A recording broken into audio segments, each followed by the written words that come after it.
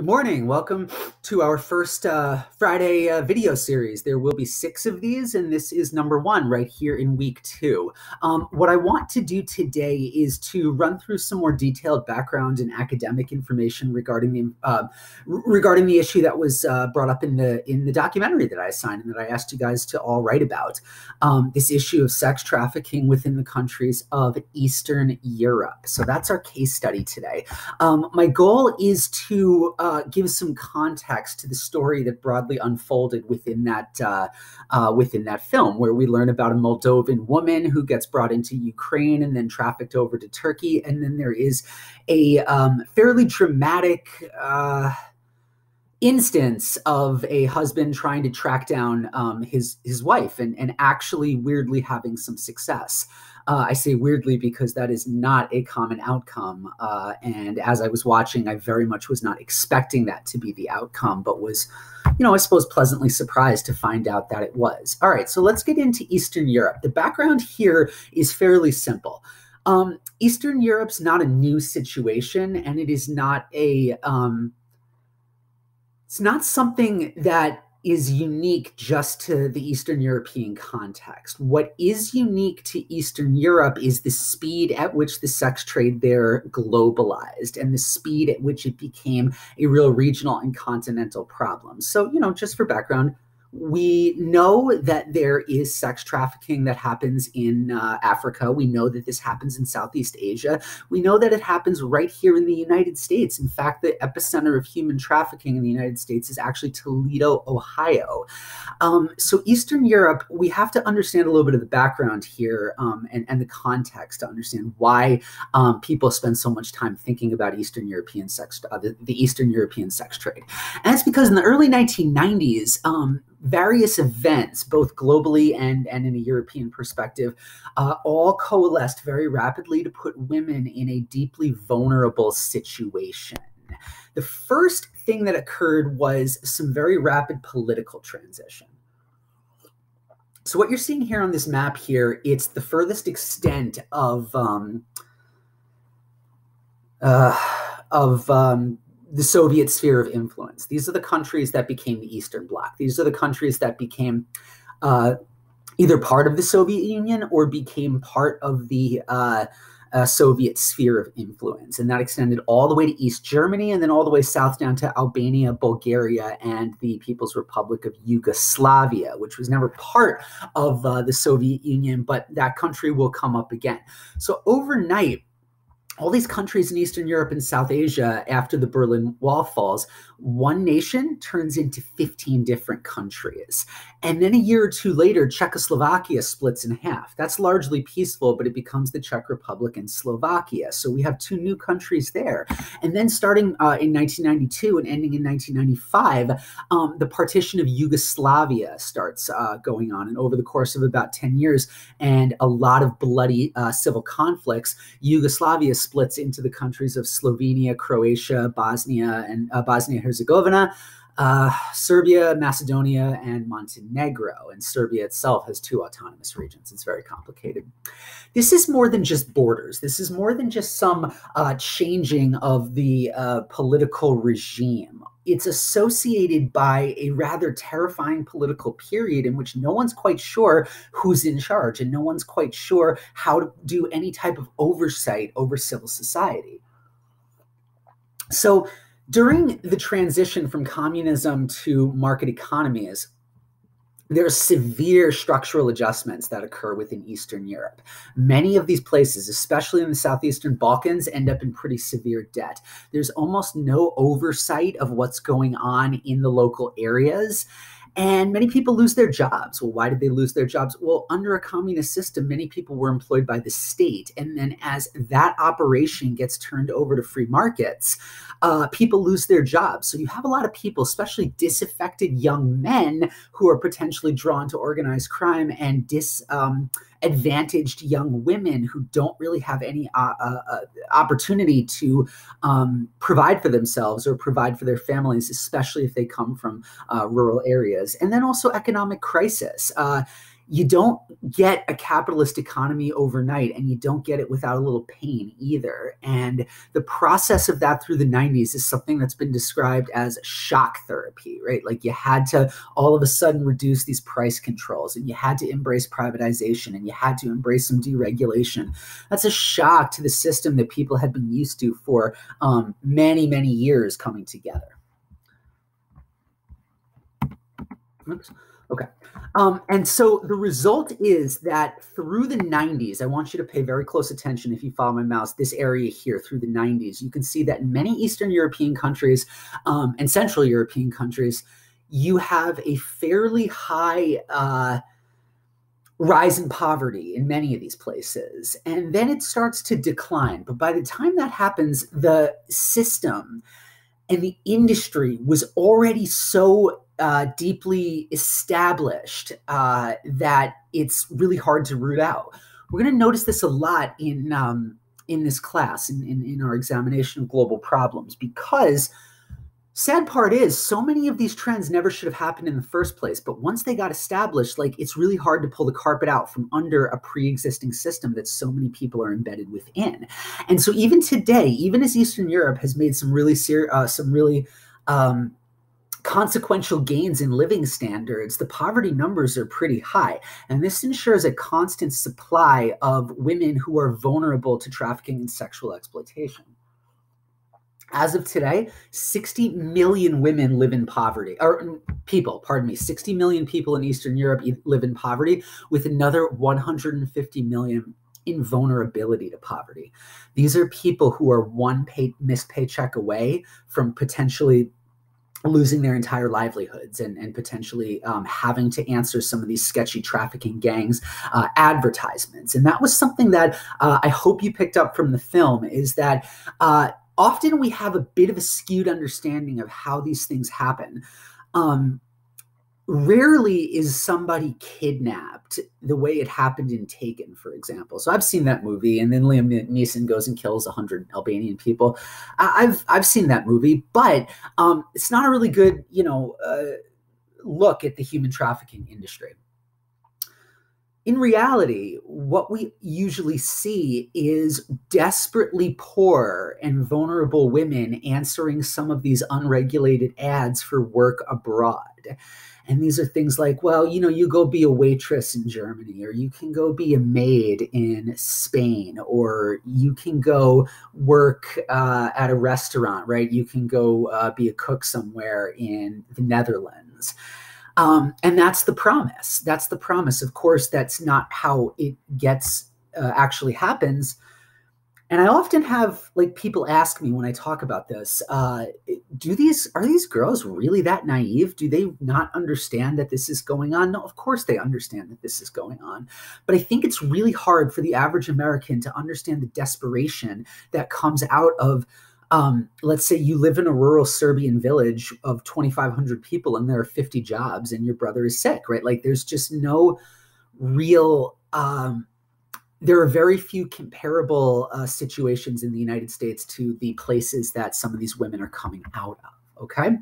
And then you add in a further demand for sex, because the supply of it doesn't do any good until there is demand to purchase that. And the Yugoslav wars provided that in spades. I will be talking about this at length in a week or two when we cover war and ethnic and religious conflict. But the basic background here is that Yugoslavia was this country that combined 8 ethnic groups and 3 religious groups all under one communist country.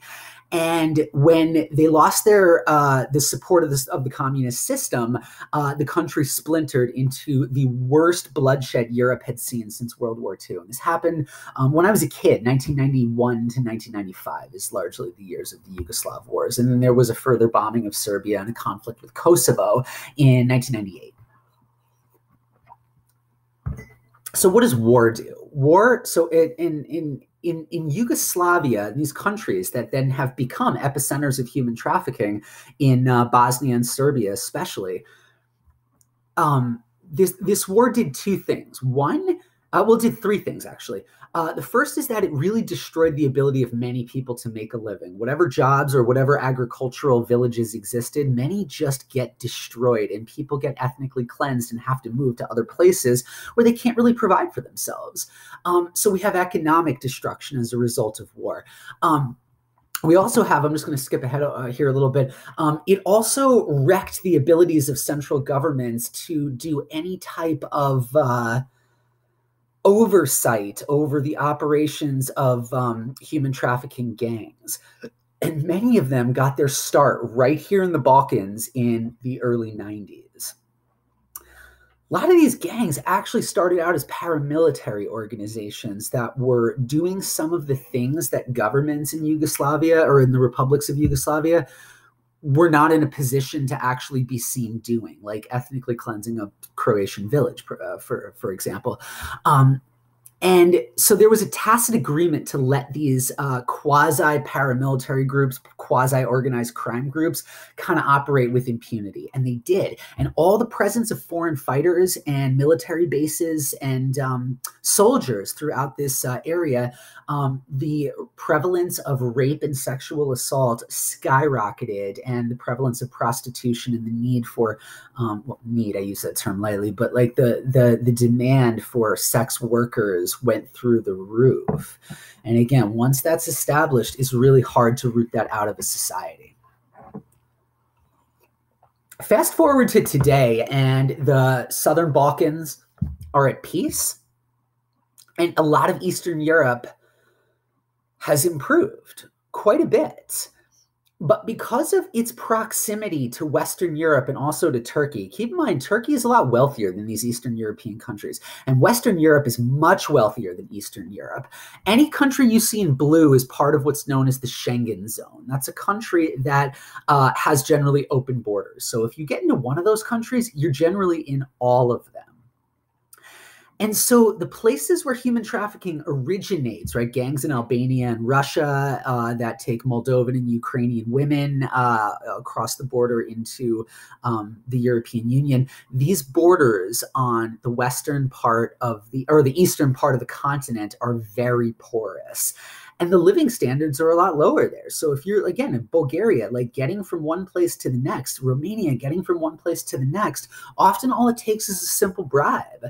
We did see some evidence of that in the documentary, not directly money changing hands, but we did see bribes discussed, and we did see the situation develop where a trafficker, this man Vlad, ends up in Ukrainian court and gets a 5-year prison sentence and 5 years suspended, and then he just gets to walk away. The bribery as a result of the poor salaries and the economic force of organized crime cartels and human trafficking cartels, it's very difficult for people on the ground level to compete with that.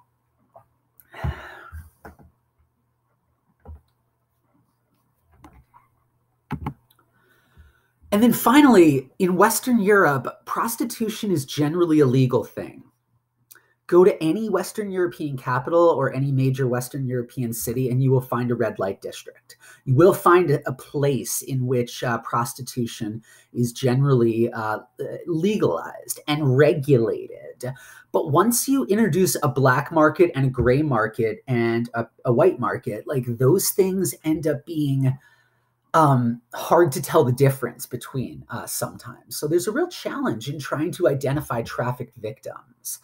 And the process here, like a lot of trafficking victims don't stay in the same place very often. Once a girl is brought into a brothel, let's say, she's moved around very frequently. So some of these Moldovan or Serbian women might end up, 2 weeks in Switzerland, 2 weeks in Spain, 2 weeks in Germany, 2 weeks in Ireland, 2 weeks in the Netherlands, 2 weeks in Austria. They don't want you getting comfortable. They don't want you picking up the language. They don't want you starting to get a little more familiarity with your settings and your situation, which could lead to escape opportunities, which are, for the cartels, generally bad for business. And a blind eye gets turned to this also because even though nobody is happy that this is happening, the places where this is originating, Western Europe generally looks at this as not their concern. And gender rights are just lacking in the East as compared to the West. So if you look, what percentage of people who say that women have generally the same rights of men in the country? In Sweden, 96% say it's very important that women have the same rights. Netherlands, 92%. Germany, 90%. Then you get to Poland, which is probably the most successful Eastern European country. There, it's only 69, right? You get to Lithuania, there it's only 62. You get to Russia and Ukraine, two of the most important countries in this story, 54 and 57. So what's going on here? We have an economic inequality story. We have an educational inequality story. I didn't really get into that too much, but these girls are like not really well prepared to go take jobs as scientists in Germany, let's say. Like it's and there's a real gender story here, and there's a political inequality story here. This is one of the destabilizing things of globalization, is it puts people of far different means and countries of far different means in very close proximity with one another. And Europe drives that home much more forcefully than almost anything else that I've personally researched and looked at. So what do we do about this, right? I'll be looking forward to seeing in your paper what you come up with, but I wonder, considering that the source of the sex trafficking is coming from Eastern Europe and a lot of the demand is coming generally from Western Europe, I wonder, perhaps there's a way for maybe the 15 Western European countries to pay into some type of quota system that would raise oversight at the border or raise investigation of human trafficking within places like Moldova and Ukraine. That really wouldn't cost that much money, and there is precedent for that because the EU, we already know that the EU cut a deal to provide a lot of aid to Turkey in order for Turkey to keep Muslim migrants on their side of the Aegean Sea. So there's precedent for this. There is precedent for European countries pooling their resources to try and get something done. But the migration issue was looked at as a bigger thing than this long-running human trafficking problem. And that, as long as it's not considered a priority, I don't really know where we go from there. The second sort of thing that I wonder might sort of be helpful here is, if you had offenders, right, human trafficking offenders, if you had those people tried in courts, not in the country where the women came from, which are so prone to corruption, but perhaps in a European court, like a European Union court, you'd probably get better justice outcomes. Now, would that stop the problem? No, of course not. You would still have many efforts to dodge the issue. But I do think that there's something very detrimental about relying upon the justice system of places like Ukraine. Like, I don't see that having a positive outcome.